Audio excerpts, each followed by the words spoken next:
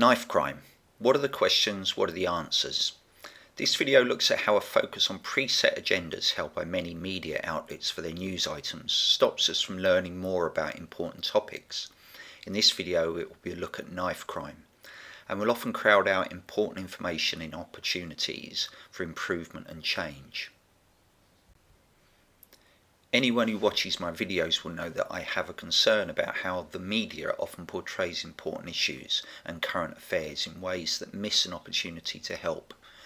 Instead, there's a tendency to polarise debates, leading to a focus on blame and defensiveness and stagnation, rather than an increased understanding and learning that can bring about useful change for all of us. People who work in theatre or movie making know that conflict is essential for a dramatic fictional story. Sometimes it can seem as though writers and presenters of news items are wanting to introduce conflict into their reports for dramatic effect. But news items are not fictional events created for theatre or movie dramatisation. They're real, everyday experiences for people. When those involved and interviewed about these things are set against each other to create drama and conflict, as if for entertainment, our media does us all a disservice. There may already be conflict in relation to the situations, but rather than entrench it even further, media outlets of all types, radio, television, satellite, internet, have the capacity and opportunity to genuinely help in such situations, but often they don't. Ultimately, we may all play a part in this dynamic by our own buying into the drama and watching it or listening to it as if it is entertainment. Each of us has to ask our own questions of ourselves about that. But perhaps it's time for this approach to be reviewed, so that instead of news items about serious matters being more like entertainment, media outlets can genuinely provide a public service that helps us all to learn and move towards constructive change in situations of serious public concern. My aim with this video and any future such videos on the topic of media agendas is to show how we can draw out learning from within the media clips that may contribute to useful change, even if they've apparently been overlooked because of the targeting by the report or interview on a preset agenda. Often I'll simply make observations about how the topic is being polarised by the questions or comments of the interviewers. On other occasions I may point to areas where there's no apparent conflict or disagreement between those interviewed, but the interviewer seems to want to imply or create one. Sometimes I may just pose questions for consideration in the light of things that come up in the news items or discussions being presented. I'm starting with a 9-minute piece on BBC Breakfast on 28th June 2017 about knife crime. I want to try to show how much can be gained from such interviews if explored further and more openly, rather than be carried out as if there's a polarity such as direct opposition and or disagreement between the spokespersons interviewed and the aims of the organisations they represent. The polarising approach when used by the media wastes so many opportunities for useful dialogue, as well as opportunities for increased understanding for those of us watching and listening.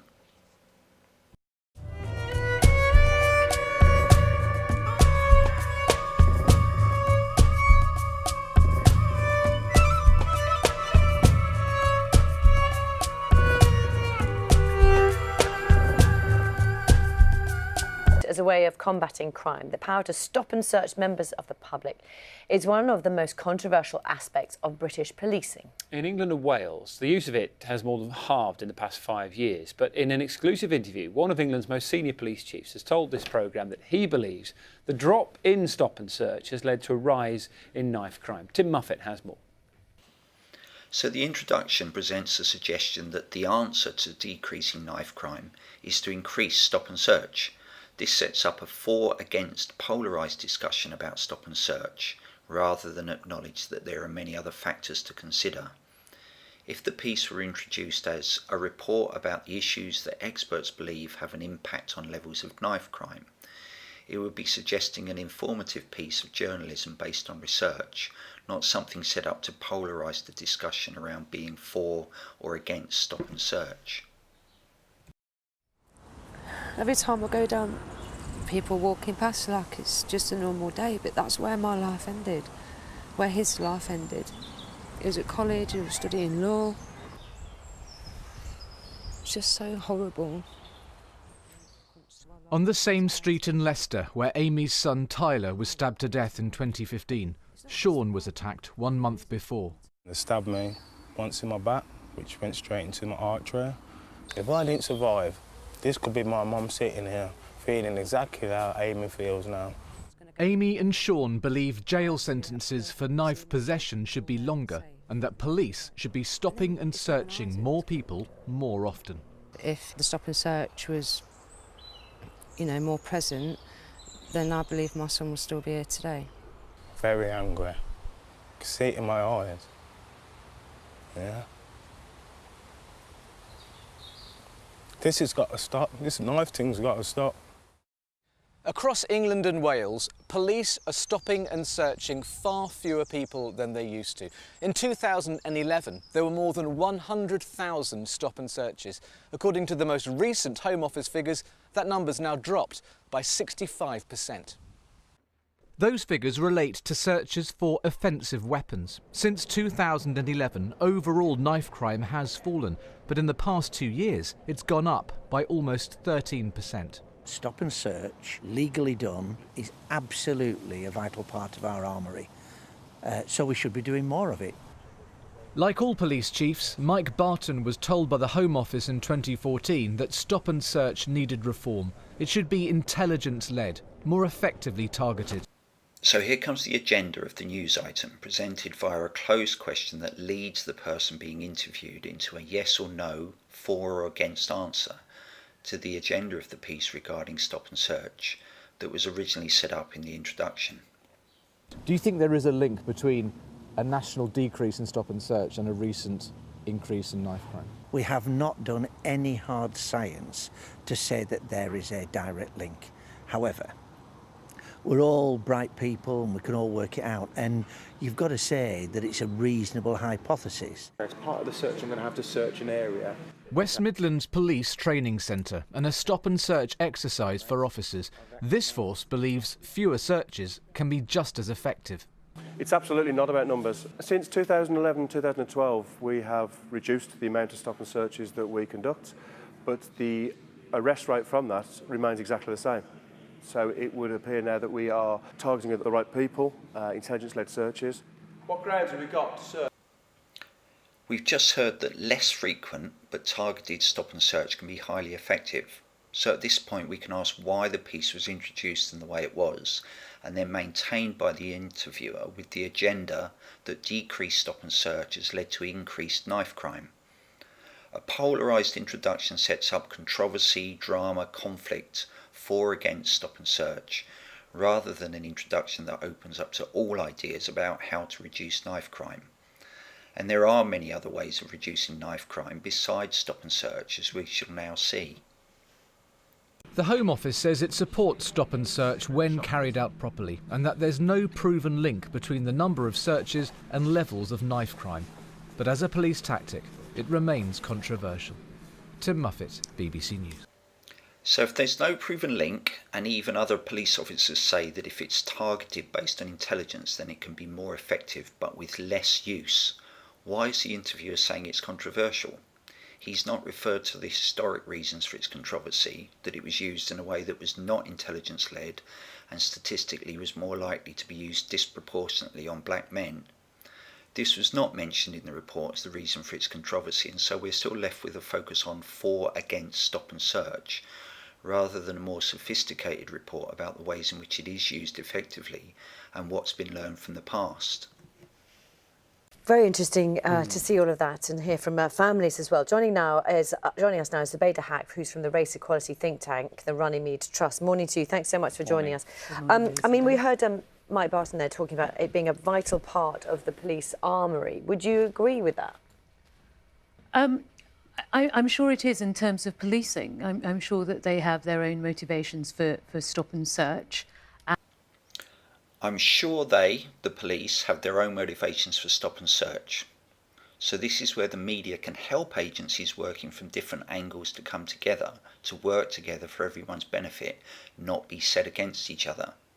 What would be the motivations of the police for stop and search?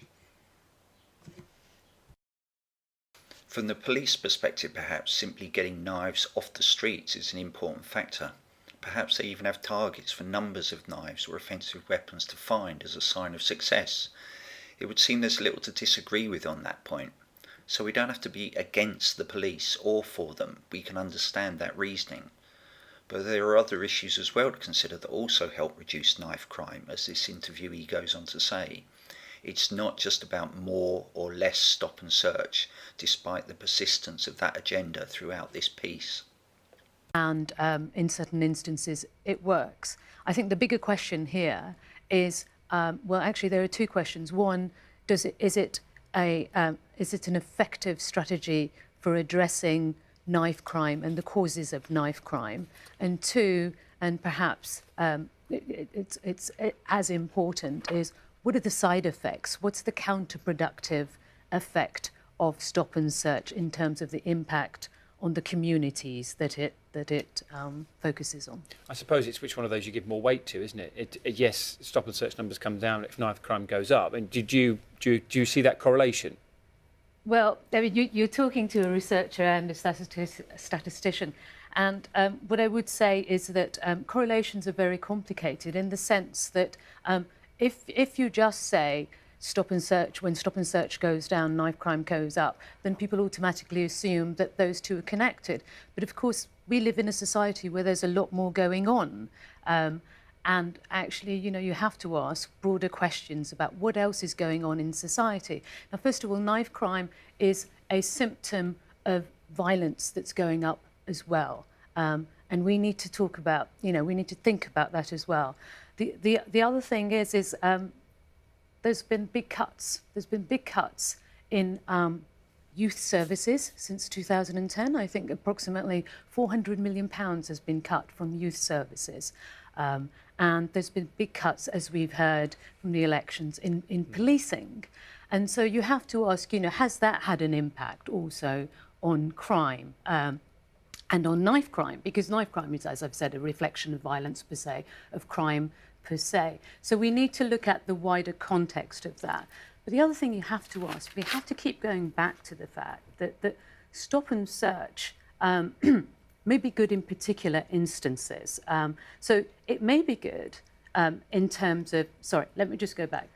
So while acknowledging that targeted stop and search can be a useful tool to reduce the presence of knives on the streets, there are more factors to consider than just for or against stop and search.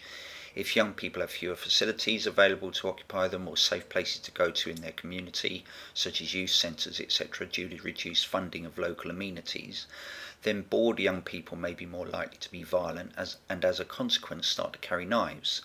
As this interviewee goes on to say, research suggests that there are two main reasons for someone to carry a knife. There are two reasons, approximately two main motivations why people carry knives.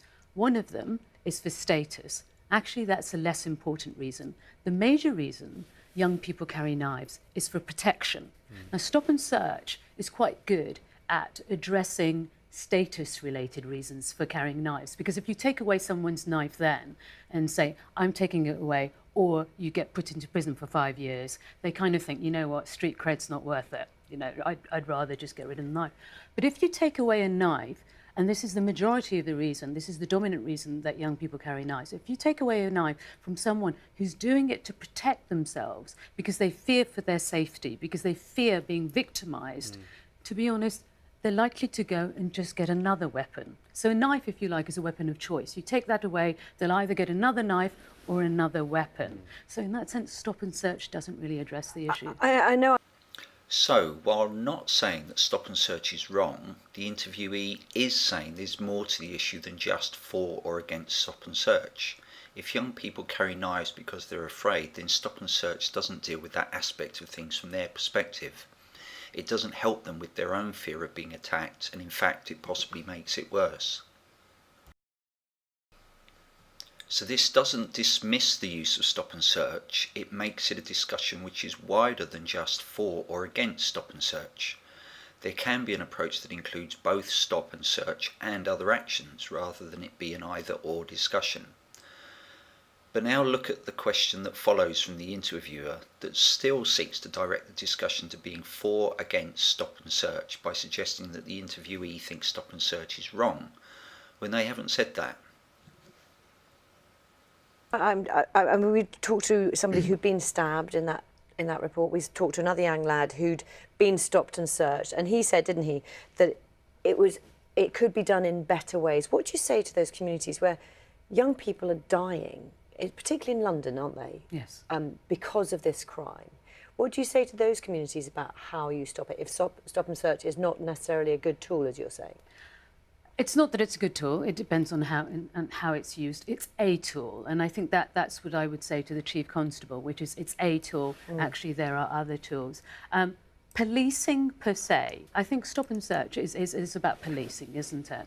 And actually, what we have to think about is, for instance, community policing, which is a much more gentle way of working with communities, of building trust with communities, of not seeing communities of individual young black boys as suspects. Community policing actually has been shown to be a much more effective crime prevention, if you like. You're working grassroots level, you're getting intelligence from the community, parents trust you, and most importantly, young people trust you. And young people need to be able to trust police to look after their safety, because if they believe that the police are looking after their safety, then they won't feel that they need to protect themselves. And I think that's the crux of the issue here, which is that they fear for their own safety, which is why they carry knives. So much to talk about. Zubaydah Haq, thank you very much for your time. Thank you. And there it ended. But even after so many other factors had been discussed as relevant and influential in reducing knife crime, this was the headline given on the BBC website a few hours after the report and discussion had been broadcast.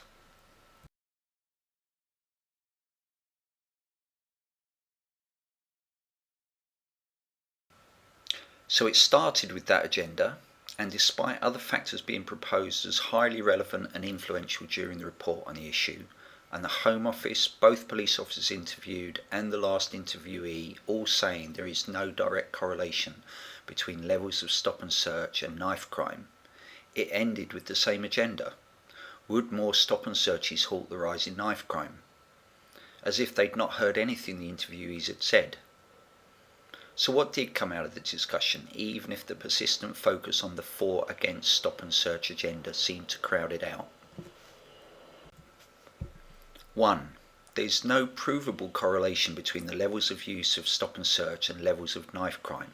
However, it was suggested that intelligence-led, targeted stop and search proved more effective in making arrests for possession of a knife than previous approaches that were not targeted using intelligence gathered by the police.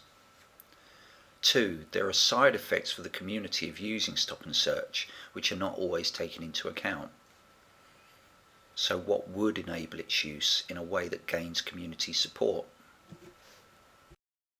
3. Stop and search, while useful in keeping knives off the streets, does not address one of the root causes of it happening, that some young people carry knives because they feel unsafe or threatened by others who carry weapons.